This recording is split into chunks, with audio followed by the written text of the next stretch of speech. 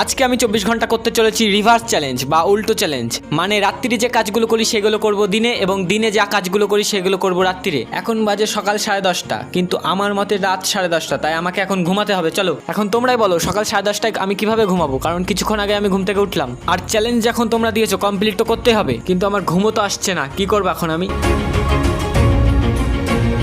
কিন্তু তবুও কষ্ট করে 3 ঘন্টা শুয়েছিলাম, আর এখন বাজে দুপুর 2টো, কিন্তু আমার মতে রাত 2টো। কিন্তু কি করবো এখন, শোয়া ছাড়া উপায় নেই, আবার ঘুমিয়ে পড়লাম। আর ঘুম থেকে দেখি সন্ধ্যা হয়ে গেছে, কিন্তু এখন সন্ধ্যা 7টা বাজে, আমার মতে এখন সকাল 7টা বাজে। তার জন্য সকালের মতোই দাঁত ব্রাশ করে নিলাম,